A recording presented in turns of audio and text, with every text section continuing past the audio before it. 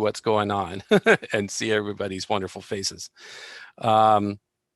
So first of all, let me tell you a little bit about myself, like why did I write that book? I didn't plan to do that in the beginning. What happened was, well, first of all, I should mention I got remarried 2.5 years ago, but for 20 years, longer than 20 years, I was married to a Mormon, a member of the Church of Latter-day Saints, of Jesus Christ of Latter-day Saints. That's the official name, and we should try to remember that as well. But most of my Mormon friends still refer to themselves as Mormons, so I think it's okay for now.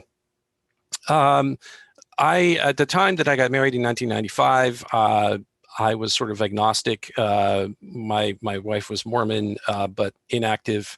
I discovered the Baha'i Faith a couple of years into that marriage, and one of the first things that and my wife, as a result, really became active in the church again. And one of the first things that I read in the Baha'i writings was that we should all go to each other's churches, mosques, and synagogues. And so I felt that not only that it was my duty as a husband, because we had small kids, but also my duty as a Baha'i to go and participate in the church services at least as often as I could. And for many, many years, I went at least every other week, if not every Sunday. And I really enjoyed participating in the entire 3-hour block. I think it's been reduced to 2 hours now. And of course, now there's a lot of online stuff, but, I participated in the sacrament meeting and the gospel doctrine and the priesthood. I was invited into the elders quorum and just sort of really built a wonderful, friendship bond with a lot of people there. And so over time, I, started to realize that there's a lot of things that we have in common in terms of both things that are very obvious. Like Chris mentioned, we don't drink alcohol, and smoking is very strongly discouraged, and high moral values, but also some things that aren't quite as obvious. And so I started taking notes, and eventually, over the course of about 9 years, that turned into a manuscript that then eventually became published. And so, the book is really the result. Now it's a little bit old now. I think it's from 2009, so there's probably some things in there that are a little outdated. But it really is sort of an account of my experience and my positive impression of the Latter-day Saints and their organization and the people. Now, mind you, this book was written for a Baha'i audience, so I had to explain a few things, and I also had to maintain a healthy skepticism and really sort of analyze things so I could explain to my Baha'i friends. So that's me, and this is not a presentation about my book. This is really sort of based on the book, really a presentation to Baha'is, and of course, Latter-day Saints are welcome to listen and participate in. The book is called Commonalities, a positive look at Latter-day Saints from a Baha'i perspective. I gotta push the right button here. So the first thing I want to say is, why do I feel that Baha'is should seek out Mormons for friendship? First of all, it's our job. And so I have a few quotes here from the Baha'i writings. "O people, consort with the followers of all religions in a spirit of friendliness and fellowship." And then that was from Baha'u'llah. And Abdu'l-Baha said, "Love ye all religions and races with a love that is true and sincere, and show that love through deeds and not through the tongue, for the latter hath no importance, as the majority of men are in speech, well-wishers, while action is the best." So "to let deeds not words be your adorning" is another quote. That's really, Abdu'l-Baha tells us to not pay lip service to our belief that we believe that all religions are from the same source. We also, as mentioned, have a lot of similarities between us. Shoghi Effendi, who was the guardian of the Baha'i Faith from 1921 through 1957, said, "The guardian would advise you to teach the Mormons, like everyone else, the faith when you find them receptive. They have many great principles, and their teachings regarding charity, not drinking or smoking, etc., are quite similar to ours and should form a point of common interest. And of course, this quote was in relation to telling people about the Baha'i Faith. And of course, that's what we do. We can't not tell people about the Baha'i Faith, but it says when you find them receptive. So there's always, Baha'is don't proselytize in the sense of trying to convince people of anything. We have conversations, spiritual conversations, and we build friendships, and we enjoy those friendships, and without ulterior motive. So what are some of these similarities? Well, both Mormon and Baha'i faiths, and I'll refer to the Mormon faith just as a shortcut. So they both originated in the first half of the 19th century in an environment of unprecedented millennial zeal. They're directly concerned with the establishment of the kingdom of God on earth. Latter-day Saints are in a preparatory mode, waiting for Jesus Christ to return and take the helm of the church, which is the kingdom of God. Baha'is believe that they are building the kingdom of God already, that they've been given the blueprint by Baha'u'llah, and they are working towards this and building this administrative order that will become that kingdom of God. We both have a shared history of persecution and exile, and there are very moving stories in both religions about this. Both religions are extremely effective at spreading their message throughout the world. As Chris said, the two people you find everywhere in the world are Baha'is and Mormons. And we have comparably sized memberships. True, there are more Mormons than there are Baha'is in the world, at least based on membership. But if you compare to, Catholics or Muslims or Hindus, we're pretty much in the same class, and that's also a point of commonality. There's a lot we can learn from each other. Certainly, the Latter-day Saint, the Church of Jesus Christ of Latter-day Saints, is one of the best organized Christian churches in the world. They have an active community life with strong spiritual and social bonds. Anyone who's ever lived in a Mormon neighborhood or with a large Mormon population knows this. Young men and women look forward to serving their missions with zeal and attachment. And this part is the part that I really admire so much. They enjoy enthusiastic support from their home communities and their parents. There's never a question. And they're just a very spiritual people in general. So these are some wonderful reasons why Baha'is should seek out Mormons to learn from each other, to have conversation, to build friendships. Now, I do want to say real quick, just sort of a disclaimer, that what I'm not doing here, and you'll find a similar disclaimer in my book, this is not a tool to teach Mormons the faith. This is a tool to get to know Mormons, maybe. It is not ammunition to convince Mormons or otherwise argue with them about anything. Abdu'l-Baha made it very clear that if two souls are arguing and disagreeing about some spiritual matter, they are both wrong. Not because factually one of them is wrong, but because the act of arguing is wrong. So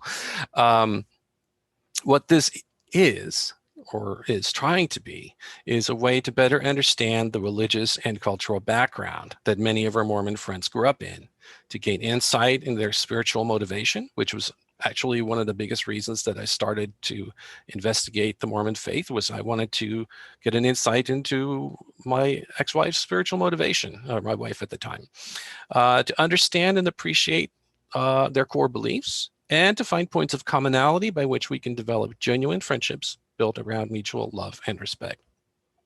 So I think that is really important to keep in mind. There is a wonderful concept that I was actually introduced to by a young Mormon friend of mine who also knows a lot about the Baha'i Faith. His name is Jackson Washburn, and he introduced me to Christopher Sandal's concept of holy envy. And the first thing he told me was that he has holy envy of the Baha'i Faith.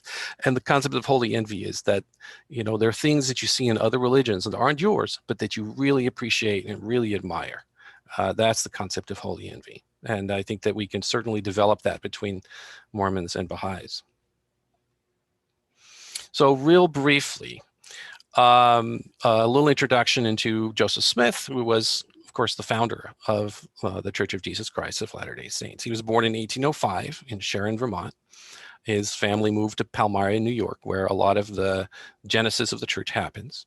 Upstate New York was at the time known as the burnt over district. There was just an enormous amount of millennial zeal with all kinds of different religions, popping up and lots of revivals.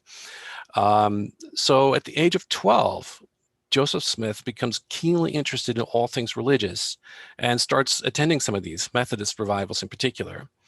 And at the age of 15, he has what is referred to as the first vision.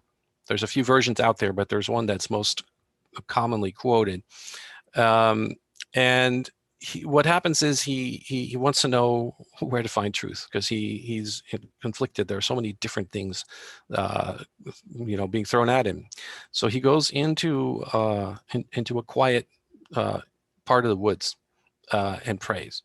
And there he has a vision where he is visited by two personages who he relates are the Heavenly Father and Jesus Christ. And they tell him that all these sects are wrong, quote, having a form of godliness, but they deny the power thereof. So it's they've lost the spirit, apparently. And he's warned not to join any of them. And there's much more to that, but that's sort of the essence of that first vision. And then later, and this is around 1825, Joseph Smith has another vision. He's visited in his sleep by the angel Moroni, and we don't know who that is, except we find out later by reading the Book of Mormon, who leads him to the brass plates of the Book of Mormon. According to the narrative, he is led to a hill, and he digs and he finds these brass plates. He's first told that he can't take them out. He's not actually allowed to have them until some years later. But then later he translates, and I put that in quotes because the translation is really spiritual in nature. He didn't literally, take a dictionary and translate these hieroglyphics that he found. But that became the Book of Mormon. That was published in 1830. Now, Joseph Smith claimed that the Book of Mormon was a lost record of pre-Columbian civilizations on the American continent, culminating in the appearance of Jesus Christ in the Americas shortly after Christ's ascension in the Holy Land. The Book of Mormon is named after Mormon, who is one of its ostensible chroniclers, and described as a prophet historian. So that's where the name Mormon comes from. And just as an aside, Mormons are called Mormons because it was actually pejorative. People called them Mormons as sort of a joke, but it kind of stuck. And so, like I said, most of my Mormon friends do not object to being called Mormon. They refer to themselves that way. But again, the official name of the church and the leadership has, in a couple of years or recently, actually reaffirmed this, is the Church of Jesus Christ of Latter-day Saints. So the official term for a member of that church is a member of that church. So just, I like to always be clear on nomenclature so that we don't offend anyone, but I'm going to continue to call you guys Mormons if you don't mind. For our LDS friends, or LDS is another way to refer to. So the narrative of the Book of Mormon, real briefly, is that a group of Israelites builds an ark, sails to the American continent. Then a disobedient group splits off. They become the Lamanite people, and there's lots of wars. The plates are passed from prophet to prophet, each adding to the record, and it's like a record of these civilizations. And I'm going to skip through a little bit because I see that I'm running behind on time a little bit. The Book of Mormon's subtitle is Another Testament of Jesus Christ. And what's interesting is that a lot of these prophets that are writing in the Book of Mormon are predicting the coming of Jesus Christ, actually by name. And eventually, toward the end of the book, in 3rd Nephi, Jesus does come. He descends on the cloud, very much in a physical way, the way it's expected. And there he establishes his official priesthood on the American continent. And I can't go into exactly what that means, but the idea is that there was an apostasy. The priesthood, the keys to the priesthood, which is essentially the authority and continuity of his of his gospel, was lost, and he reestablished it. or at least he reestablished on this continent, and then it was lost. And Joseph Smith restored that priesthood by having found these plates and translated the Book of Mormon, and then becoming the prophet of the church, and revealing a lot of different things that he then claims he receives from Jesus Christ and God. And obviously there will be some questions at the end. Just real interesting from a Baha'i perspective, in these scriptures, there's a lot of references to Christ returning very quickly. And of course, these were from the 1830s, 1840s. Seek me diligently, and ye shall find me. Yea, seek ye out of the best books words of wisdom. Seek learning, even by study and also by faith. This is very much compatible with the Baha'i concept of independent investigation of truth. I am in your midst, and ye cannot see me, but the day soon cometh that ye shall see me, and know that I am. For the veil of darkness shall soon be rent, and he that is not purified shall not abide the day. So these are very, very much apocalyptic, prophecies. And this particular one was written on January 2nd, 1831. Of course, the Baba and Baha'u'llah were both alive, but they had not yet declared their missions. So from a Baha'i perspective, we can look at that and say, wow, I'm in your midst, but you cannot see me. So again, we don't know if these things are related, but I find them interesting. I don't say that they prophesy of the Baha'i faith, because we don't know that. But, and certainly Joseph Smith had a different idea in mind, but I thought that they were very interesting connections. Again, the imminent return of Christ is predicted in all of these scriptures. I love this one. For behold, the field is white already to harvest, and it is the 11th hour, and the last time that I shall call laborers into my vineyard. I have a lot of these quotes in the book. You can look that up. Joseph Smith was eventually martyred, I guess you could say, because he was imprisoned in Carthage, Illinois, on charges that we don't know whether he was directly involved in the destruction of this printing press, that there was an uprising. Of course, the Mormons were never well liked by the people around them, because they had essentially established a theocracy, and they were very self-sufficient. So what happened was the governor had left a local militia in charge of the jail, and then a mob ended up attacking the jail, and the people guarding the jail had their guns were loaded with blanks, and so this was all set up. And Joseph and his brother Hiram were both killed. There was a notable survivor, and that is future church president John Taylor, whose writings I very much like, by the way. So how can Baha'is view Joseph Smith? Because, there have been some comments made by, from the Baha'i perspective. So in my opinion, we could call him a seer, and that's actually one of the words that Mormons use to refer to Joseph Smith. Ruth Moffat's Pilgrim Notes say the Guardian, Shoghi Effendi, was asked about the Mormons. He said that Joseph Smith was a seer, not a prophet, neither major nor minor, that he had high standards, but we have the power that comes from the word of God for this age, which they do not have until they turn to Baha'u'llah. So again, that is a pilgrim's note, which we cannot take literally. We don't know, we can't, authenticate it as being completely accurate, but it does seem to be compatible with other things we know. If you look seer up in the dictionary, it is a person credited with extraordinary moral and spiritual insight, and I absolutely believe that Joseph Smith qualifies for that term. There's one more reference. The House of Justice, Universal House of Justice, which is the head of the faith today, has said, as for the status of Joseph Smith, founder of the Mormon faith, he is not considered by Baha'is to be a prophet, minor or otherwise.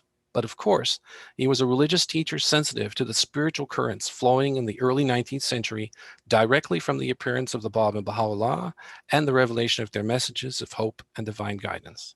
So what this is saying is that Joseph Smith was actually influenced by the appearance of the Bab and Baha'u'llah, but he had enormous insight, and we cannot really, I don't think we can discount all the things that he said. And I furthermore have a lot of respect for the man and how he established his church. So I'm going to briefly cover this topic of revelation because it's very interesting, but I really want to talk about the next part, or the last part, and I want to get through this. One of the things that immediately appealed to me about the Mormon faith is they have an understanding that revelation is not final. Their understanding isn't the same as the Baha'i understanding, but it's there. That God continues to reveal until the end of time. And in 2nd Nephi, in the Book of Mormon, we read, "And because that I have spoken one word, you need not suppose that I cannot speak another.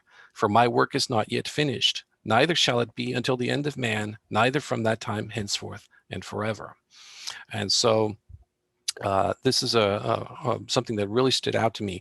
Now, there's a concept in the Baha'i Faith called progressive revelation. And this is the idea that I will skip over this. Progressive revelation is the Baha'i idea that from time to time, or maybe every 1,000 years or so, God sends a new manifestation, a new representative down to earth to renew religion and to prepare mankind for its next stage of education, spiritual development, material development, and everything. The Mormon concept, the doctrine of continuous revelation, sounds very similar, but it's different. It refers not to that periodic renewed expression of God's will, but rather to a continuous guidance from the head of the church, which is more akin to what Baha'is have in the Universal House of Justice than anything else. It's sort of like continuing guidance to make the necessary adjustments over time. Line upon line, precept upon precept is a very well-known concept in the LDS doctrine. And they do believe that the president of the church is a, quote, living prophet who reveals God's will and guides the church. Now, revelation, I should really mention, this is important, this term is understood differently between Mormons and Baha'is. And this is also why Mormons shouldn't get too worried about Baha'is saying that they don't believe that Joseph Smith was a prophet, because the word prophet is understood differently between Mormons and Baha'is. To Baha'i, Jesus Christ is a prophet, and Joseph Smith does not consider himself on that same level. But certainly using the Mormon definition of prophet, that's Baha'i might say a seer. So revelation is the same thing. Mormons have this wonderful concept of personal revelation. And revelation really, a Baha'i might say spiritual intimation. Baha'is don't say that they reveal things, because that would sound like they're revealing scripture. But we certainly believe in spiritual intimation and getting things from the Holy Spirit. So the president of the church received this kind of revelation concerning the church as a whole. It's really like what your role is and what the scope of your revelation is about. A bishop receives revelation concerning his ward. A father, or husband, or priest, and a priest is a layman term, receives revelation concerning his family. And it is true that the Mormon faith is a patriarchal setup in that sense, that the father has the priesthood and can then receive personal revelation concerning his family. But then everyone else can also receive personal revelation concerning their own life. So this is kind of an idea of how this works. It's not the actual feeling of revelation, how it's experienced, is not necessarily different. It's just that the scope over which it is supposed to be valid is different depending on what your role is in the church or in the family. So cleanliness, I'll kind of skip over this, but there's some wonderful, obviously, a lot of similarities in how we look at chastity. The only thing that I would say is that in the LDS definition, the Mormon definition, it's kind of focused on, chastity of like no sex before marriage or outside of marriage, the standard definition, although of course it also does refer to general virtue and purity. The Baha'i definition is very wide in scope. This is a wonderful quote from The Guardian. talking about a chaste and holy life with its implications of modesty, purity, temperance, decency, clean-mindedness, involves no less than the exercise of moderation, all that pertains to dress, language, amusements, all artistic and literary avocations. So it's casts a very wide net in terms of how the concept of chastity is supposed to reflect in our lives, in terms of what we express and also what we take in. Total abstinence from all alcoholic drinks, opium, similar habit-forming drugs, the prostitution of art and literature, practices of nudism, companionate marriage, infidelity and marital relationships, all matter of promiscuity, easy familiarity. So these are all these kinds of things. It's a very, I love this quote because it really kind of tells you what we should be looking for. So there's some interesting shared beliefs about chastity. Sexual relations within the framework of marriage are natural and healthy. There's really no, there's no guilt about that. And the obedience to the law of chastity brings many blessings, and transgressing it brings dire consequences. And this is just a little coincidence that I found here, is that in the Book of Mormon, it says, unchastity is next to murder in seriousness. And in the Kitabi Akdas, which is the book of laws of the Baha'is, murder and adultery are literally listed next to each other. So I thought that was kind of an interesting little point. Obviously, alcohol, drugs, and smoking, we're very similar in that. One difference is that the Baha'i laws are a little bit stricter about if you own a business, you are explicitly forbidden from selling or dispensing alcohol. That's not necessarily the enforced in the Mormon Church. Marriott Hotels, for example, is Mormon owned. Joseph Smith was known to offer a drink to people at the time, which I think if he had not would have been very rude. So I don't think that that is in any way inconsistent with his teachings. There's a lot of teachings on general health. In terms of, there's a very famous section of 2 sections of the Doctrine and Covenants called the Word of Wisdom, which refers to fruits and herbs in season, meat to be eaten sparingly, which is also something that we find in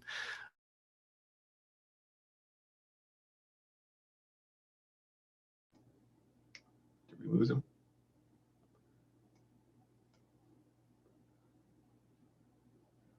Let's see.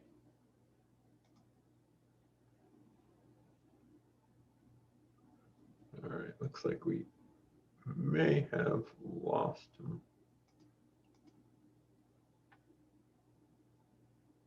All right, so let me switch back to where we were talking. Okay, let's see here. Share screen. Yes, okay. So there we go. Okay, so he was talking about the fruit and herbs in season, meat can be eaten sparingly, use of herbs, of relying on doctors, cease to be idle, cease to be unclean, cease to sleep longer than. Here he goes. Is he back? Where did I lose everyone? There you go. Yeah, where we got fruit and herbs in season. Here, let me stop my share. There we go. Okay, so we didn't lose too much. We did not lose too much. We're good to go. Okay, wonderful. Let me get back on sharing this. Hold on.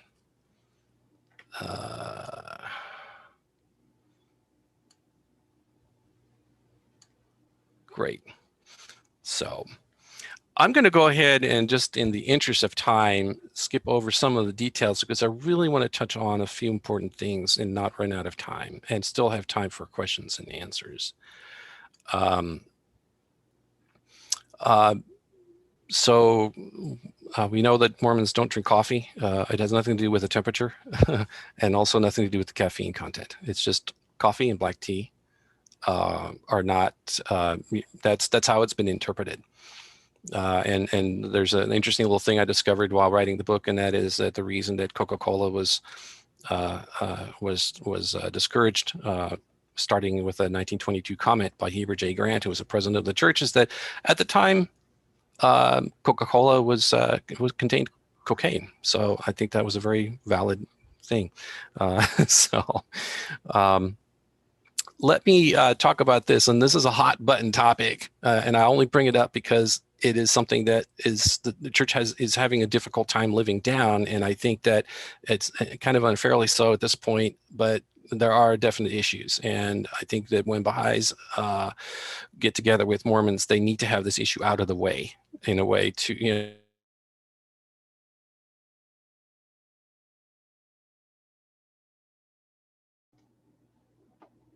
Uh-oh. Got another.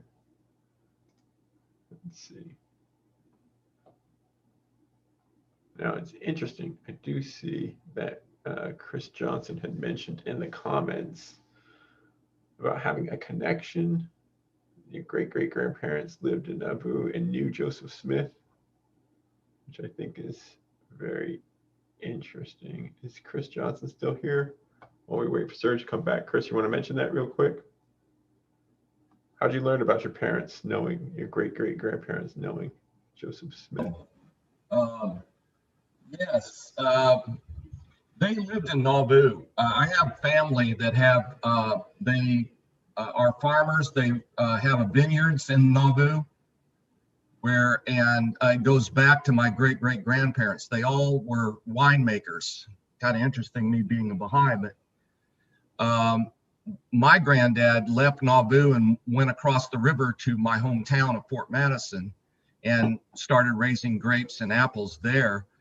But my great-great-grandfather wrote a pamphlet on Joseph Smith because there was conflicts between the Icarians, the French Christian socialist farmers in Nauvoo, and the Mormons because of the drinking, one thing. And so there was that ongoing conflict. Interesting. Interesting. So do you have a copy of that pamphlet still? I have been looking for it and I can't, I don't know what, I have 4 brothers, so one of them has it, I think. I don't know. I have not been able to find it. I had it for a while and we've moved so many times. I haven't been able to find it. Oh, wow. But I think actually I probably have it stored away somewhere. Awesome. Awesome. That is really cool. So one of the things that I have been appreciating about this is I really was unfamiliar with the relationship between Joseph Smith and his station within, compared to Christ and that sort of thing. So it's kind of interesting to kind of get a better, clearer picture of what that was. This is very interesting. Rahia Kanoon said that Baha'is ought to learn from the Mormons. She gave a talk in Kansas City where she was saying that, the way they teach and commit themselves to, teaching their faith with zeal and steadfastness, something that we Baha'is ought to catch on to. Right. And I think she made an excellent point. Right. Right. Absolutely. Absolutely. Nobody can question their dedication and that sort of thing. That's fantastic. One of the things I was curious about, and I know we have a couple LDS members here. I'm not quite sure what their relationship with the Bible is, as far in terms of how often do they read the Bible? Because one of the things is, as Baha'is, we're very interested in the words of Christ, and we'll read the Bible and the Old Testament as well. So I was curious if anyone wanted to comment about what the LDS relationship with the Bible is like. Okay, I'll comment Please. as a member of the church. We believe the Bible to be the Word of God as far as it is translated correctly. Now we understand that the Bible has gone through much history. The amazing thing about the Bible is that it is so good, even though the fact that it has had that long history of copying and recopying and reinterpretation and so forth. So we believe we treasure the Bible. We do not think it inferior at all to we treasure the Bible and study it My wife and I are reading the Old Testament together right now, and we do love the Bible. There are things in the Bible that we wonder if they actually are true or not, but we don't worry about that too much. We say we're all going to be surprised in the end anyway, so we take for what we can find there, and we love it. Excellent. I want to apologize. And now I have a a little bit of an echo because I'm on a different connection. I decided to get on with my hotspot, but I'm not sure how smart an idea that was. If I could go ahead and share that screen again. I'm so sorry again. Can everyone hear me? Yes, we can hear you. No problem. All right, good. Let me go ahead and share the screen again. Oh, if you could, sorry, make me co-host again on the other one. There you go. Sweet. There you go.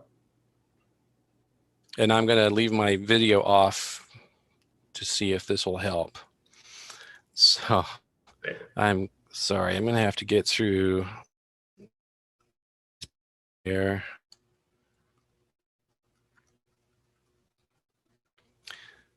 So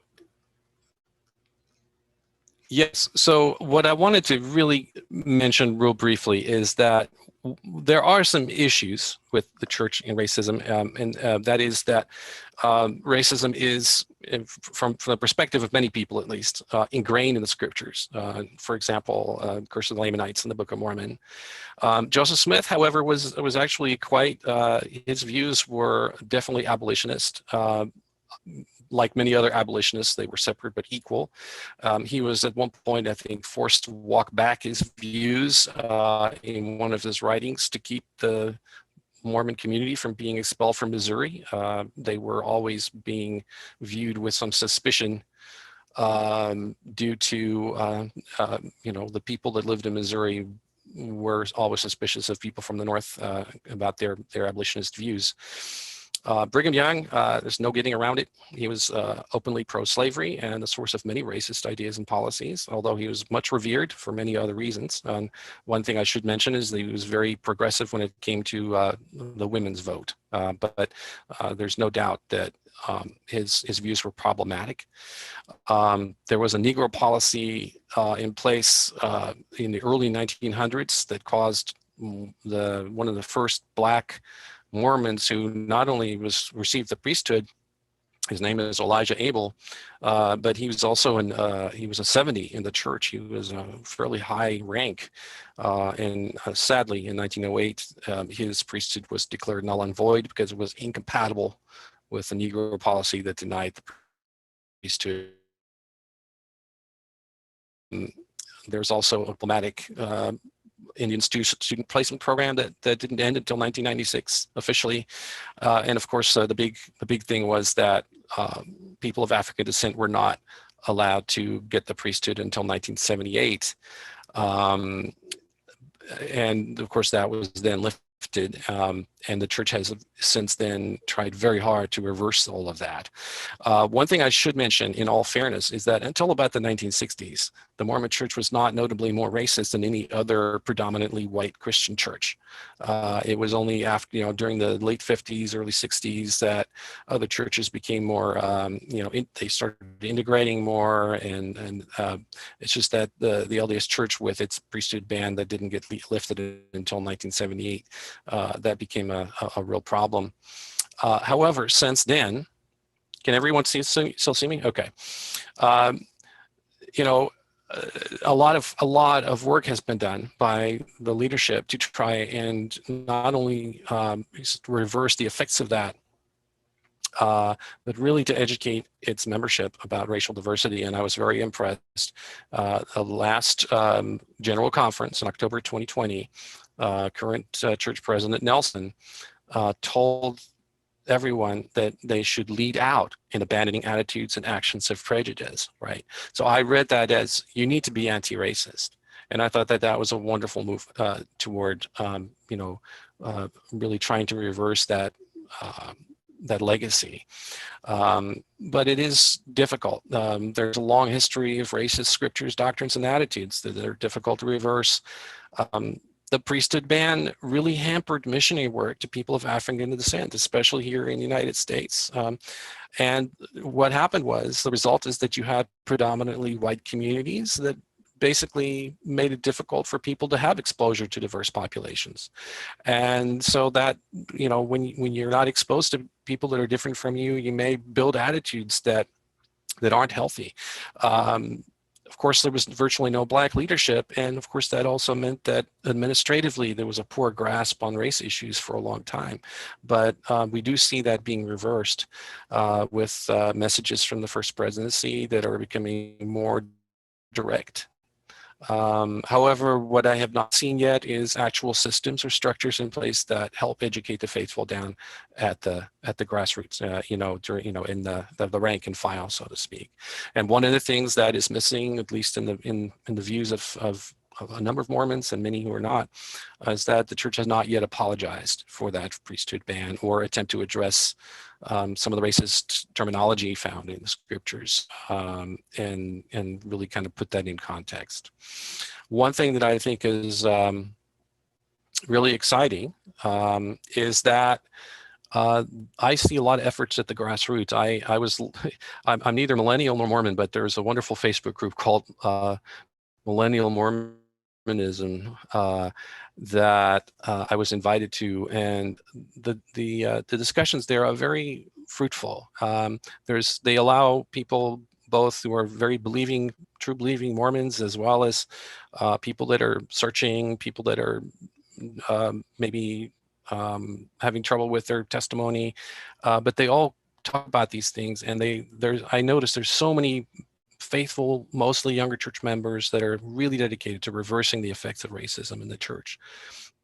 And they are also engaging their fellow Mormons in discussions on race and modeling race unity. So I see actually a lot of things happening that are very positive regarding race in the Mormon church. So I just wanted to mention that.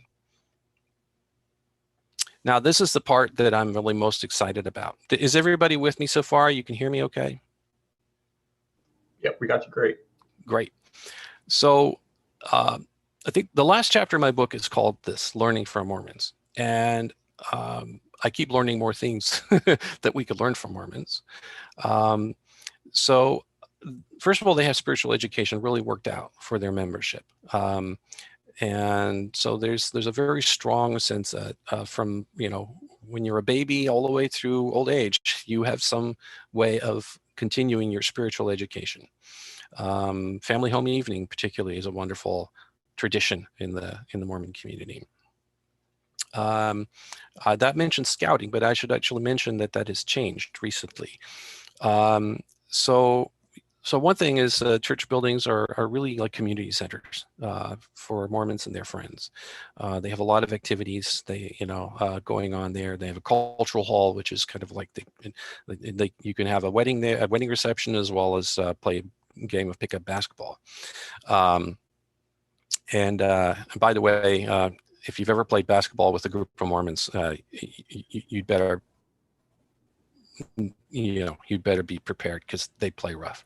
I played many basketball at LDS churches. Yes, they about it. It is wonderful. Yes, it really is. It's great. So just as an aside, the church has recently dissolved its relationship with the Boy Scouts of America and replaced both their boys and girls youth programs with a new activity program. I don't know a lot of details yet because it's still fairly new, but I love this quote, this description I found on their website. It's designed to allow local leaders, families, and even the young people themselves to customize their efforts while providing service opportunities and activities, fostering healthy relationships, and supporting communities. Now, I say sound familiar because to a Baha'i, it should sound very familiar because these are very much very similar to the goals of the Junior Youth Spiritual Empowerment Program. So we can see that the Mormon Church is sort of moving towards the same kind of concept that the Baha'is have been involved in for some time. I will skip this, but there's Baha'is are constantly being told we have to visit each other in our homes. And we can look at our Mormon friends for some ways of how to, not maybe how it's conducted, because it's different. There's a certain particular way that it's done, but the act of doing it and the building of friendships and the sense of community that it generates is something we can really look at our Mormon friends on how to emulate that. Service and self-sufficiency is a really important concept in the church, and they have systems in place to really help people make it through difficult times. We'll probably see the church in action in Texas right now, helping the members deal with the challenges that they're dealing with now. And it's a really wonderful safety net for some people too. I love the fact that Mormons are not afraid to refer to themselves as a peculiar people, and it's a biblical term, but it doesn't mean that they're strange, but they don't mind standing out. And in the Baha'i writings, we find in the writings of Abel Baha, we see this: "O army of God, through the protection and help vouchsafed by the blessed beauty, may my life be a sacrifice to his loved ones. Ye must conduct yourselves in such a manner that ye may stand out distinguished and brilliant as the sun among other souls.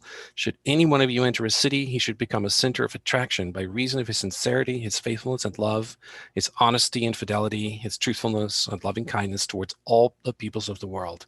So the people of that city may cry out and say, this man is unquestionably a Baha'i, for his manners, his behavior, his conduct, his morals, his nature, and disposition reflect the attributes of Baha'is." So, again, this is something that as Baha'is, we strive towards standing out. Perhaps we struggle with that, but we should really strive towards that and not be afraid to stand out and tell people that we're different. Let me get to the next one. So this is the thing that I would like to end with. And that is a personal testimony. I've spent a lot of hours in both sacrament meetings, on Fast Sunday, and also in, Elders Quorum meetings, where I heard beautiful personal testimonies from my Mormon friends. So a personal testimony plays a supreme role in Mormon spiritual life. And there's two aspects to it. First is the internal striving for certitude. And that is Mormons talk about having a testimony. That is what that means. They have a testimony to the Book of Mormon. It means that they believe that the Book of Mormon is an actual history. It is not just a story. Believe that, it was actually restored. And they have a testimony to the church, meaning that they believe really that President Nelson is, a prophet, seer, and revelator. So it's that internal striving for certitude about your faith. And then expresses itself in words and deeds, but also very specifically, very moving words that Mormons love to share their testimony. And the older they get, they start very early, taught to give their testimony. And the older they get, the more profound it becomes, and the more moving it becomes. And also that deeper conviction is built through sharing that testimony with others. And of course, then it has a greater effect on the hearer. And I think this is something really that Baha'is can learn from. Because, let me switch over. I'm waiting for it to switch to the next. Oh, here it is. So a personal testimony from the Mormon perspective, it requires living a holy life and absolute obedience to God's commandments. And that's something that Baha'is strive for. And it's unique to each individual. It's not gained through blind imitation, even though it starts very formulaically when kids 4 years old and standing in front of people giving their testimony, but it builds over time, right? And it's the product of individual prayer and study and experience. So how can Baha'is use this concept in their teaching of the faith? A lot of times a Baha'i will fall back on this idea, well, we believe in the oneness of religion and oneness of mankind and equality of women and men. These are wonderful and they're true, but they're not necessarily earth-shattering concepts in 2021. In 1844, they definitely were. But how do we really tell people what is it that makes us Baha'i? What effect has the faith had on our personal lives? How has it transformed our inner being? In what ways has it answered our questions, or allayed our fears, or dispelled our doubts? I remember very vividly that, as a child of the 70s, I grew up really wondering whether this earth would make it, whether I would make it through old age without a nuclear holocaust. And just reading the Baha'i writings where Baha'u'llah says that there will be more manifestations to come after him for the next 500,000 years, I thought, oh, that means that we're going to be around for 500,000 years. Humanity is not going to be destroyed, and it's not going to be an earth full of cockroaches. And so that is one fear that it has allayed in me, and it dispelled many doubts. So and as Baha'is, we can think, how are these effects connected and attributable to the covenant of Baha'u'llah? We are there's a wonderful study that a lot of Baha'is are doing right now called Book 8 of the Ruhi Institute, and it's all about the covenant of Baha'u'llah, and I think there's a lot of concepts in that study that relate to this. So I just I wanted to end on this because this is something I feel very strongly about, that when we give our Baha'i testimony, however that looks, it's not going to sound like a Mormon testimony, but it's going to be something that has a personal relevance to you and to the person that you're talking to, that can really be the start of a deep discussion about spiritual matters. So anyway, with that, I will end with that, and then I'll disconnect this computer so that I don't draw on the on my internet connection necessarily. All right. Well, thank you so much. So now we have some time for some questions, which I really appreciate all the different aspects you touched on. I know. So based on what I saw, I just want to say some of the commonalities I saw, of course, is, we both started in the 19th century. We both have, spiritual and moral teachings. Some of the things I think are more interesting is we both have centralized leadership that operates on a global level, which I think is very interesting to talk about. Of course, on the Baha'is, we have the Universal House of Justice, which is currently resides in Haifa, in Israel. So it's interesting. I was going to ask, is there also administratively in each country, is there a certain kind of hierarchy or leadership for each country? I don't know how they're organized. My understanding, and I know that we have some Mormon friends on that could perhaps elucidate and correct me if I'm wrong, but my understanding is that it's not as decentralized as the Baha'i administration is, in the sense that in the Baha'i administration, there are national spiritual assemblies that do have a sort of wide autonomy, even though they're in close connection, they're very close communication and collaboration with the Universal House of Justice through the institution of the counselors, particularly. But I'm not sure that there is a similar thing in each country. However, there are they have the Quorum of the 70s, I think it's called. They have different groups that are area based, and so they definitely have some. But I would actually relate those more to the institution of the counselors if there is a comparison to be made. Interesting.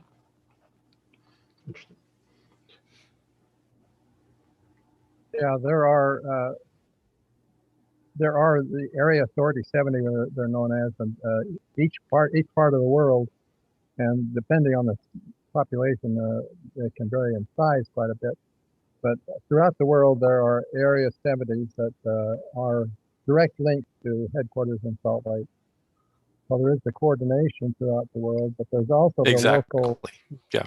Exactly. There's also the local administration. So they do work very closely with the local people to make sure that things are interpreted that are consistent with the local population. Thank you for filling that in. And that the Area 70s, that's the term I couldn't think of. And in the Baha'i Faith, we have something called the Continental Boards of Counselors, and I think that their role is very similar. Interesting. I wanted to say something about the differences between the Baha'i Faith and Mormonism. And I appreciate you pointing out all the commonalities and things we can learn. I think that we've been given a completely different religious worship and administrative structure, brand new on the planet. And we've also had diversity so rich within our, within our group since the time it went from,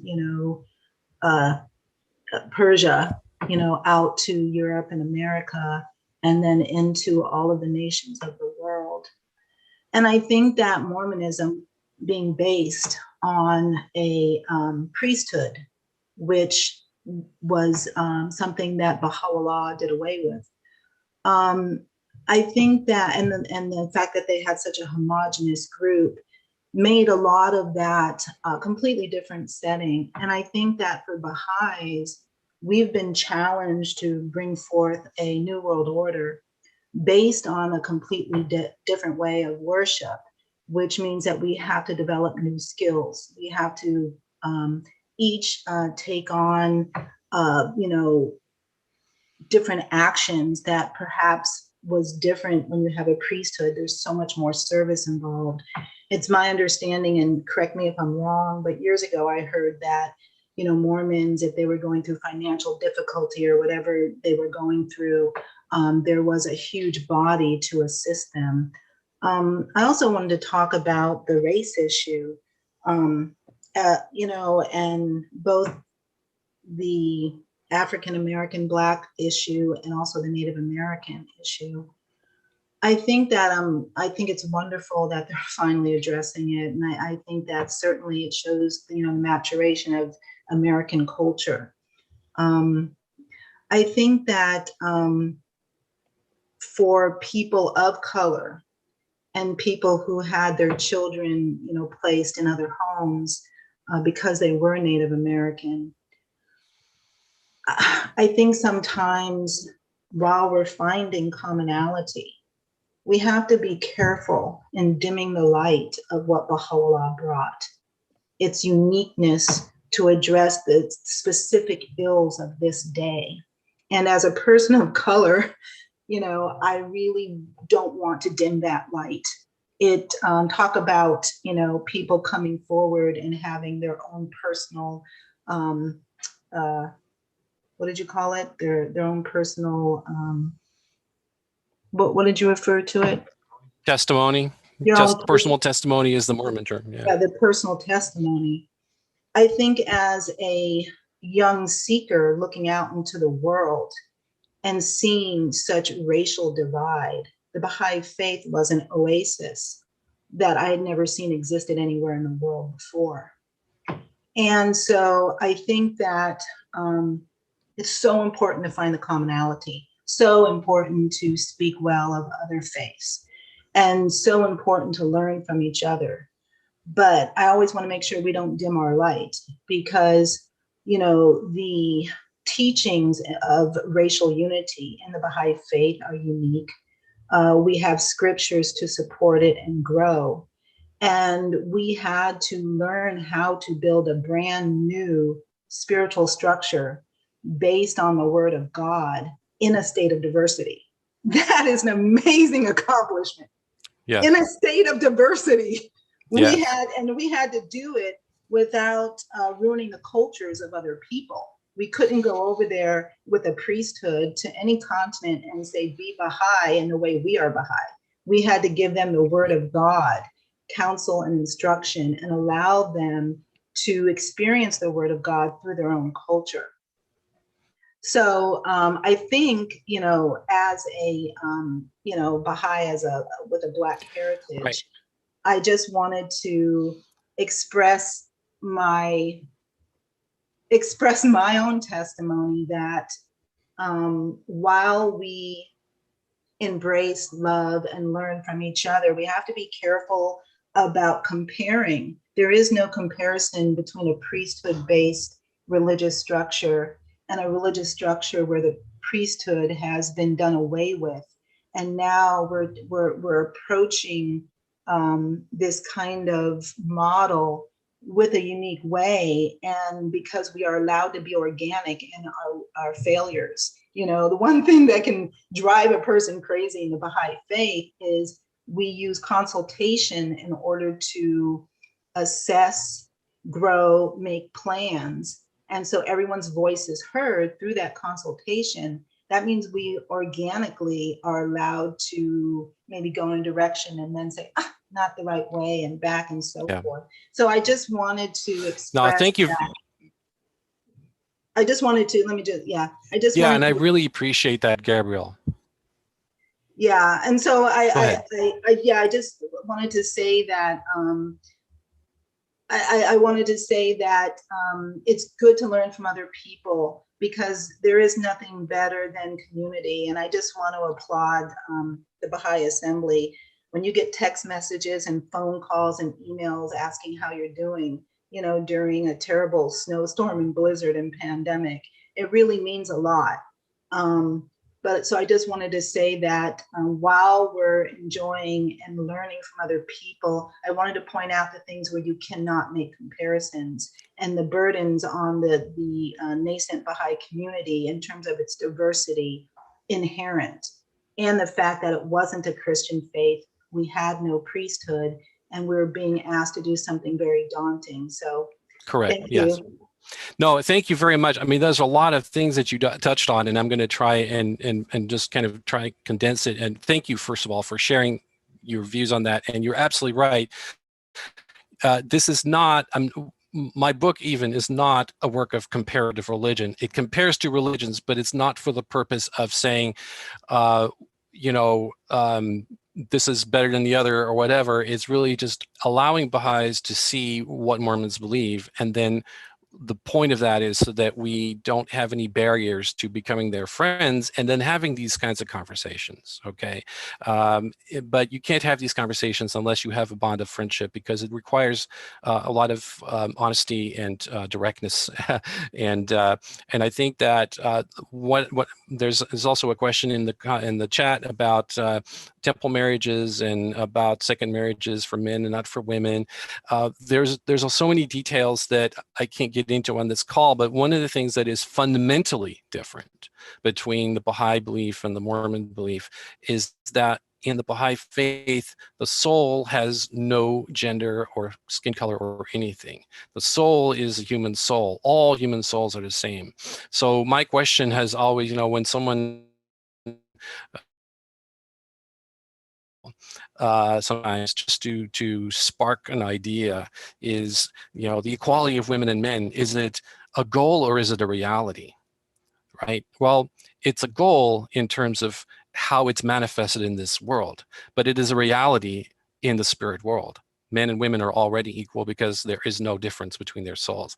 In, the family, the Declaration on the Family and the Mormon Church will give you a very different story, and that is that gender is an inherent part of the human soul. So a lot of the things that have to do with gender in the Mormon Church would not reflect in the Baha'i faith because we don't have that. So thank you again. Yes, absolutely. There are some fundamental differences that between these two religions. The purpose of my book, as well as what this talk is really about, is to bring some familiarity with Mormon beliefs to have the conversation start based in friendship and not based on antagonism, and not immediately start talking about these people. Because let me tell you, there's lots of issues with racism, there's lots of issues with sexism, whatever, in the Mormon Church as a whole, but that doesn't mean that your Mormon neighbor has that problem.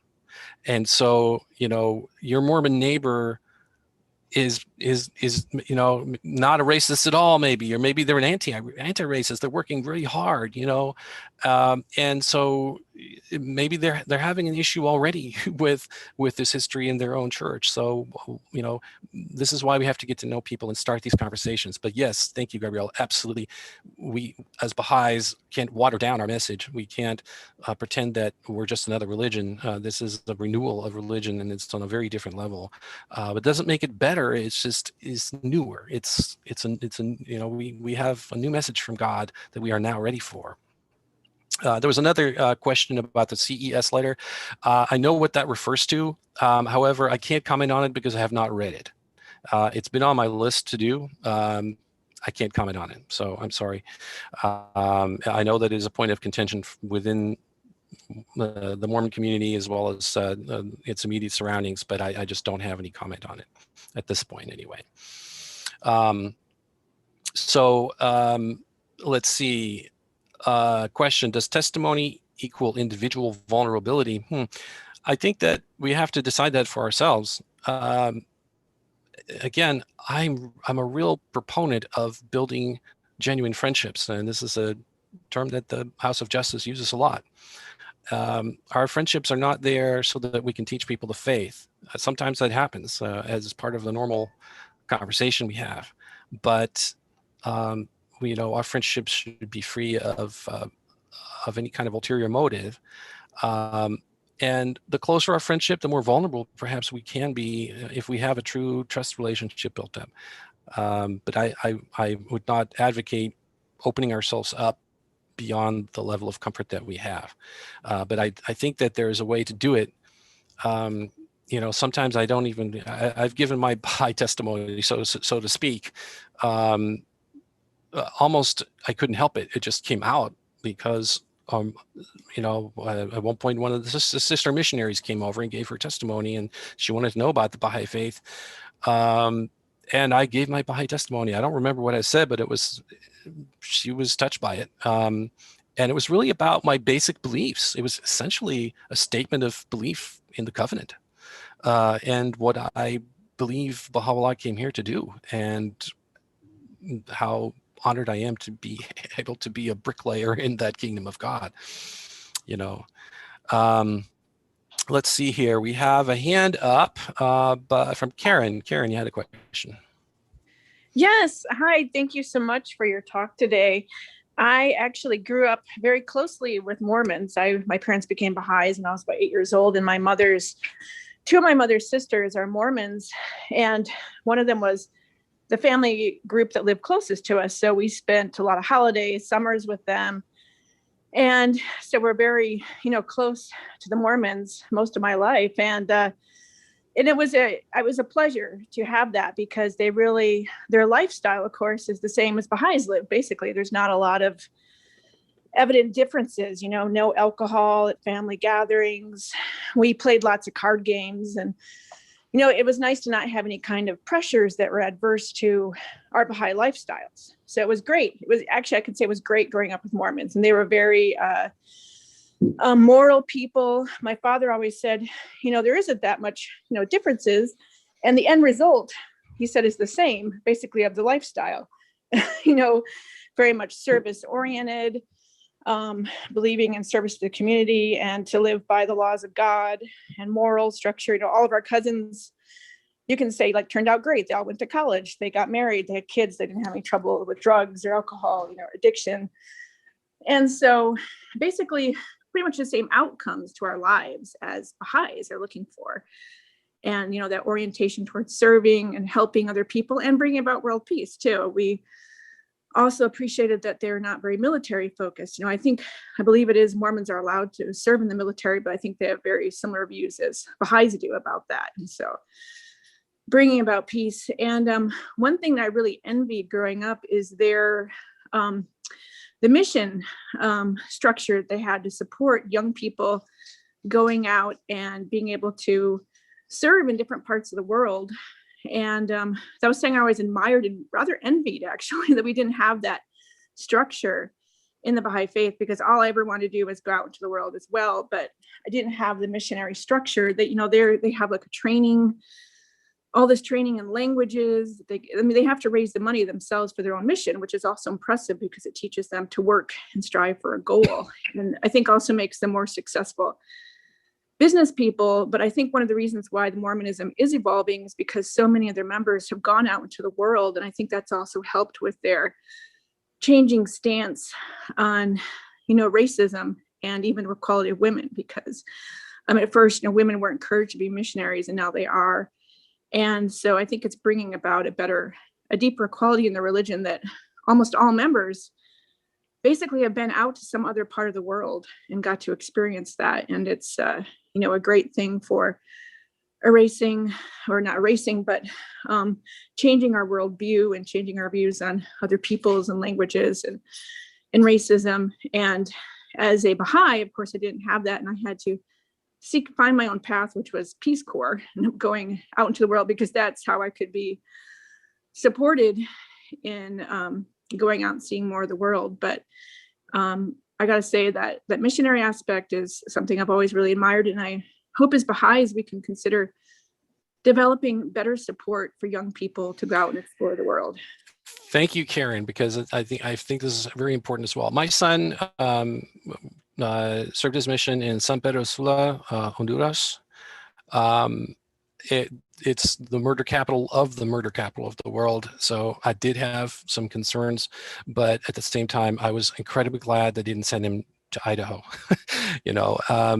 so that he would have some real world experience with people that, from a very different culture.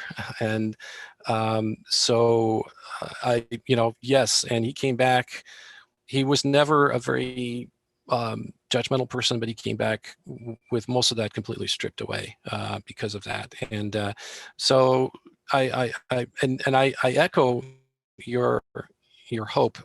There's always been possibility for youth to go and serve wherever in the world they want, but the structure isn't as it's not as structured as, of course, as in the Mormon Church. And the thing that I think we can really work on is the family support. I know some youth that Baha'i youth that really wanted to serve, and they wanted to delay their education by a year or so to do that. And it was very difficult getting their parents to sign off on that. When in the Mormon Church, in the Mormon communities, that is, that's totally understood. And in fact, I have two friends who are back in Arizona, who are both community college professors, and they're both Baha'is, and they say that they both one in Mesa and one in Scottsdale. And of course, Mesa is there's a lot of Mormons there. He said both of them have told me that their best students are the return missionaries, and because they take things seriously, and so it's not really something we have to worry about too much. Where if putting education on hold for a year, it's not necessarily going to derail their education. We have the story of what's his name, hand of the cause. Dr. Muhajir, he put his education, his medical school on hold for 1 or 2 years, I think, while he was pioneering. So, I think that's a very good point. Thank you. I also did want to point out that I was looking at the local Church of Latter-day Saints Instagram account, and I did notice that, let's see, I'll share my screen real quick. Did notice that they're doing a water delivery project. Nice. So, yeah, it seems like there are. I know I had just sent out a couple messages to our community. We're trying to see who needs to distribute water in our community as well. So waiting to hear back who needs water. So there really does seem to be so many great points of commonality. Here's a weird question. Because I'm 6'5", I have to answer this question. So why basketball? Why did basketball become such, which I am ecstatic at that basketball is one of the big activities of the church. But is there any reason why that became such a key aspect? Because every community I've lived in, I've played basketball with them. I know where their court is here in Austin. It's by 35th and Jefferson. I would maybe defer that question to Suzanne and Lynn, because I don't know. I can imagine that because it's an easy sport to play indoors and it doesn't take a lot of room. Right. Because it's been fantastic over the years. I've had a great time playing basketball with my. It's a great way to build friendships. It is. We've tried a little bit in Austin. Austin, we don't have a Baha'i gym, but we do have a school that we rent a gym from, and that we have a basketball group. But unfortunately, we haven't been able to play since, you know, the whole pandemic thing, which has been kind of sad. But yeah, basketball has been a great way to interact and learn from each other. We've had a lot. By the way, I want to share some things with you guys. There's a couple of there's a number of movies that are like Mormon created, directed, produced movies. Some of them better than others, but there are two favorites of mine that I think if you watch both of these, they're humorous, but among the humor, you'll find some very important things being touched on. The one that's a little bit more irreverent of the two, but nonetheless a very enjoyable and a worthwhile movie is the RM standing for Return Missionary. And there's another movie that also is humorous, but more in a touching way, and also special to me because it plays in Holland, the country of my birth, is The Best 2 Years. If you can find any of those movies, I would recommend you watch them. The Best 2 Years is really a lovely story of really four missionaries, one in particular coming from America, from some kind of farm, comes to Holland realizing that the language they taught him in MTC doesn't sound anything like the language that's being spoken there. But anyway, yeah, so there's some really good ways to learn more about that culture as well. But again, primarily, my goal has always been, as a Baha'i, in writing the book and giving talks, not to really address all of the minutiae of the Mormon faith and its challenges in particular, especially from a Baha'i perspective, concerning race, concerning gender, concerning all these things, because they're, you know, we can't dance around them. They're there, and maybe, you know, but these are conversations I think that need to be had between individuals who already know and trust each other. And so my goal is primarily to bring people together to where those conversations can happen in an atmosphere of loving sharing, and not, you know, what about this? What about that? You know, yes, we can have those conversations. It's not my job to defend the Mormon faith. It's not my job even to defend the Baha'i faith necessarily. I mean, Baha'u'llah stands for himself. I will explain where there's a misunderstanding. But in that sense, that's kind of the goal of what I'm doing. So I apologize if I haven't been able to answer your specific questions from some of the people on YouTube and the chat. But I would say learn more, and if you can find a Mormon friend and make a friend, do so. And to my Mormon friends, you'll find good friends in Baha'is, I can guarantee. Wonderful. Well, thank you so much, Serge, for joining us. It has been a pleasure. I know a lot of us, this is a topic that we haven't had a chance. Oh, it was Suzanne talking. Suzanne, would you like to share Suzanne's iPad? Let me see. Go ahead. I just wanted to say that this has been very enjoyable for Suzanne and myself. I think you've done an excellent job. I'm sorry, I'm having a hard time understanding. It sounds muffled. You've done an excellent job, I think. I appreciate what you've done. Thank you. We love Baha'is. We have very good friends who's a Baha'i. In fact, a cousin of Suzanne's. Tyler McLaughlin. And we do need to talk. That's always good. And I very much like the concept of establishing friendship, because we can learn a lot from each other. Thank you. Thank you so much. Thank you very much for that feedback. Yes. Thank you for inviting us in. We feel very lucky to have some LDS friends join us. That was wonderful. So thank you so much. That was a good blessing. So thank you, everyone. Definitely. And yes, thank you, Tyler, for inviting them. This is wonderful. So yeah, this will be up on YouTube if anyone wants to come back later and kind of look back at some of the things. And if you have any questions, you can message me and I can pass them on to Serge if you want. I just totally volunteered, Serge. Sorry about that, brother. That's all right. I'm happy to do it, man. But yeah, if anyone has any questions or anything, yeah, absolutely. Keep messaging me. Yeah, it was wonderful.